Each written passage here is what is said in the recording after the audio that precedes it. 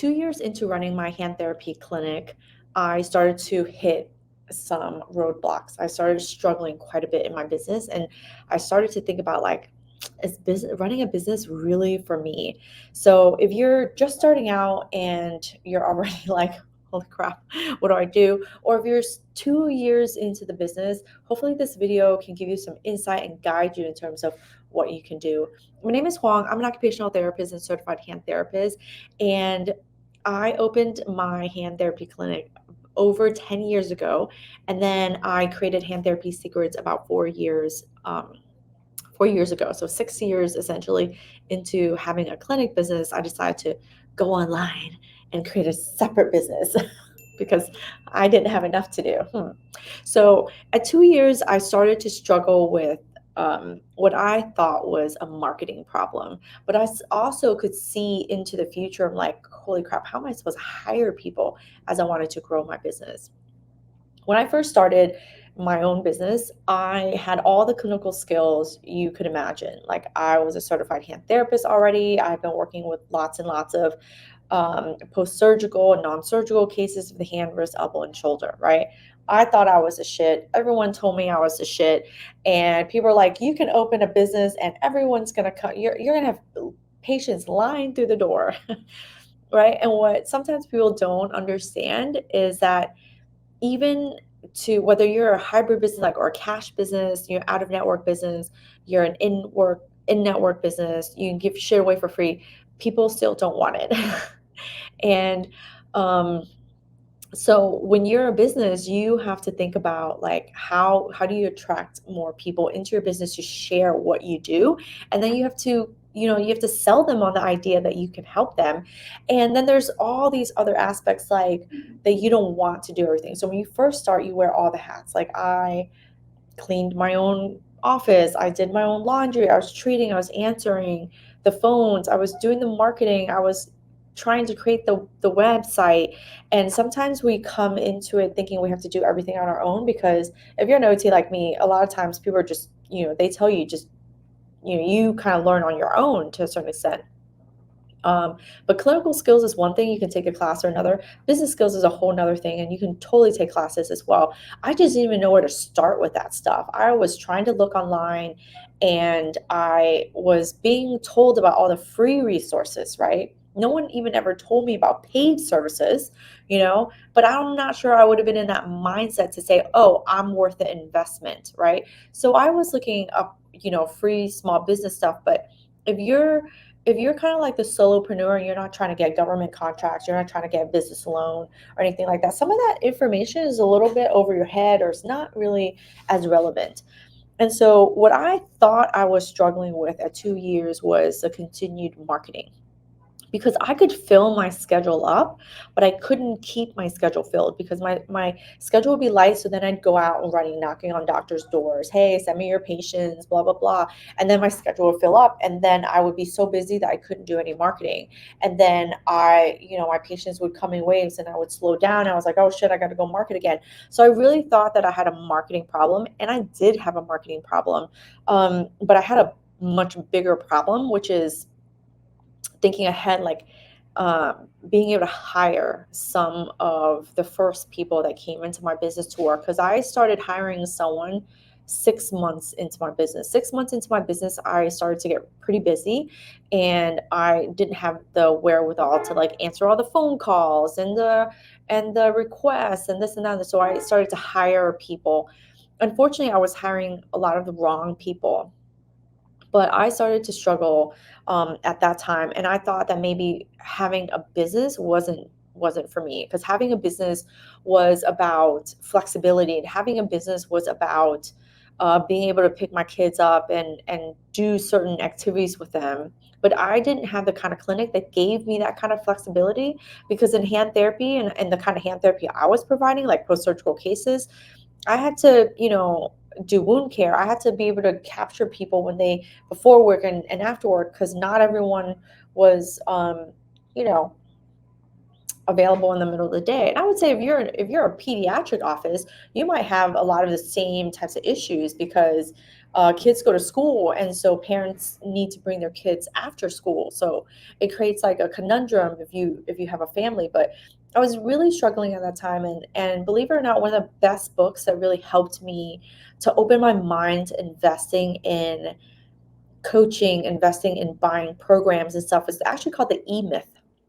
The E Myth talked about like when you come out of, you're so good at your craft that you're told, oh yeah, go open your business, but you open your business and you have absolutely no skills. And that's pretty much like what I did. I'm like reading this book, you should go get it. I think I did another video on like the E Myth, but you should totally read it because it talks about like how you think that your skills is enough to make the business whole and thriving. And then when you start to hire people, you start to abdicate, like you expect them to know how to do things when in actuality they don't. And I remember like very distinctly, like my parents had their own business, and I just remember, that's exactly what my mom did.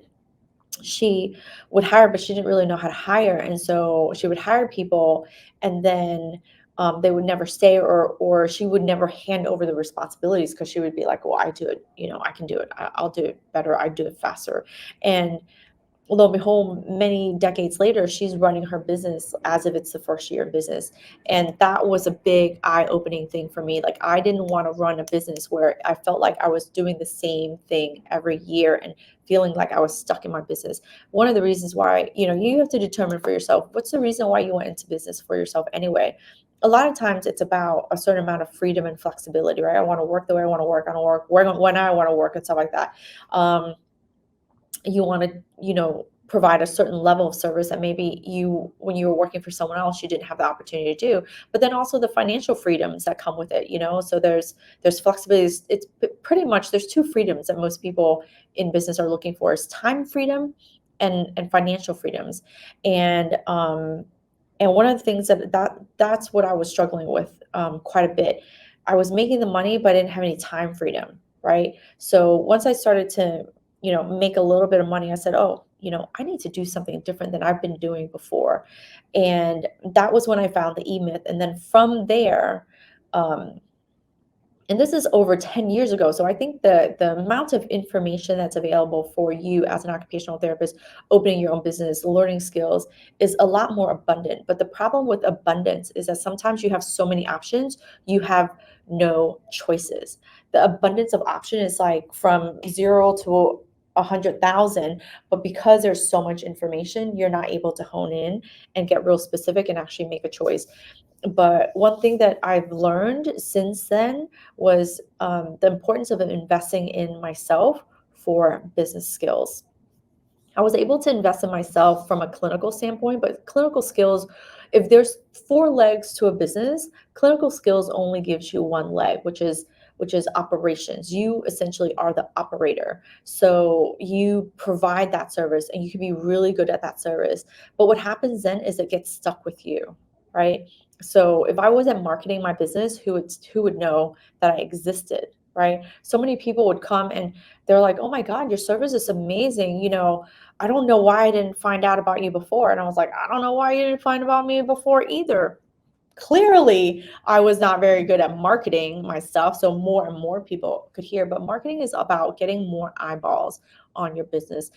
And when I realized that, I started to invest in myself. I started to buy programs. I started going into a coaching program. So one of the first, and that's where I think that the shift, your mindset around the investment of these skills needs to shift. As an occupational therapist, um, I only invested in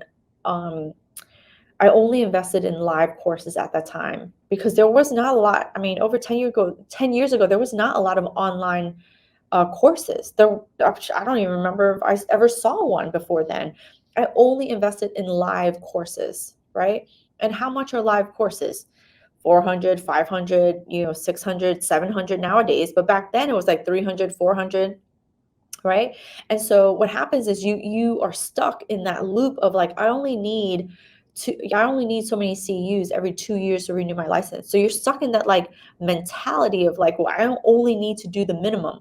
But what happens when you go into business is that you have to do the maximum, right? The minimum doesn't cut it. You have to do the maximum. So if you're only taking, one class every 2 years or two classes every 2 years in clinical skills, when you go into business, you don't have any. So you need to start thinking about what classes or what courses or what coaching programs do I need to invest in order to develop my skills fast, right?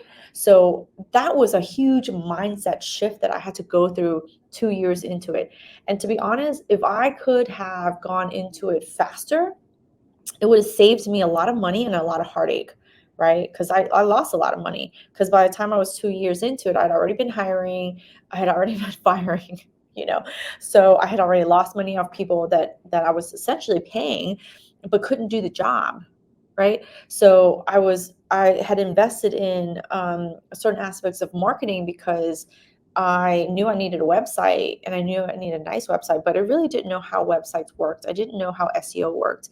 And when you go into business, you have to start learning about those things, not because you can do it all, but because you have to have a certain amount of understanding about it so that when you go and you hire a company to do it, you know what they're supposed to deliver to you, but also you know how to look for certain things so that you can gauge, are they doing a good job for me? I spent $5,000 on my website. Back then, it was so much money, so much money.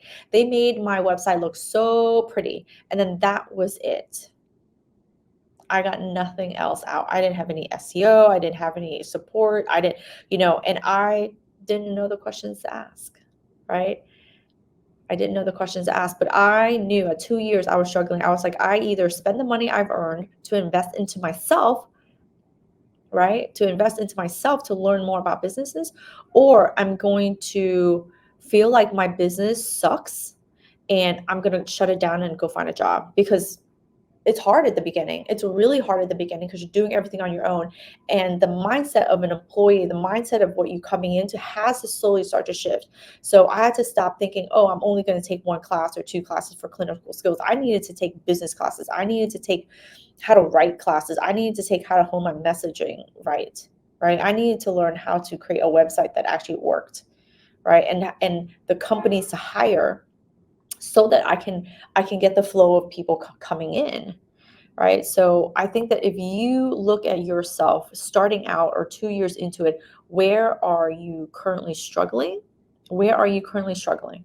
Is it to attract the people? Is it because you lack the skills to sell and persuade people, right?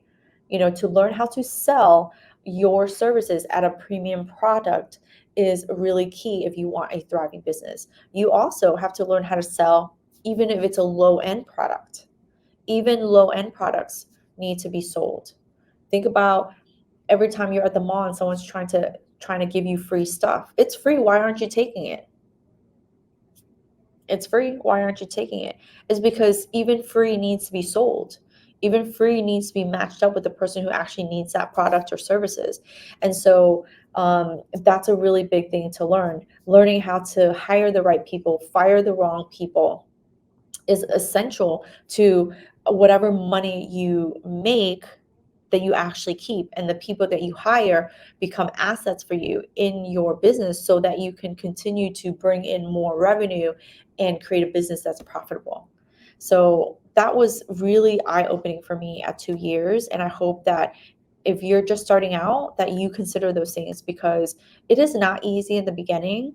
You do everything yourself, but the biggest things come down to the decisions that you make about what you need and how are you going to invest in yourself to learn the things that you need to make the best decisions that will help your business thrive. So my first one, probably spent like $5,000, my first business course, and I had to fly my whole family out of town to go to it. And it was worth every single penny. And at first I was like, I don't know, am I going to be able to make that money back? And you don't make the money back hoping and wishing and praying that you make the money back. You make the money back by going into that class, going into that program, paying attention, taking notes, and then freaking executing on what they teach you, and then executing on it again and again and again, right? So that's how you make that money back. But anytime you invest, anytime you invest in yourself, it's totally worth it as long as you take some action. You don't even have to take a lot of action to I didn't take all the action. I didn't take all the action at the beginning, but I slowly but surely kept taking action. And then that's how I was able to help my business grow to a certain extent, and then start Hand Therapy Secrets. And now Hand Therapy Secrets is growing and thriving, and I'm going to continue to share what I know, share what I struggle with, so that it will be less and less painful for you, and you'll have to make different and better decisions. If this video has helped you, if you're an occupational therapist and you're starting out and you're struggling, definitely get on my email list. I'm going to include the link below, and I share even more in my email. So hopefully I will, hear from you. If you get my email list and you have a follow-up question about this particular topic, definitely hit reply and send me your comments and questions, and maybe I'll make another video for you like this. All right, thank you so much for tuning in. Until next time, peace out. Hey therapy friends, it's Huang here. Thanks again for watching my video. And if you like videos like this that can help you just crush it in the hand therapy world as an occupational therapist, then hit the subscribe button and enjoy the video. Thanks again for watching.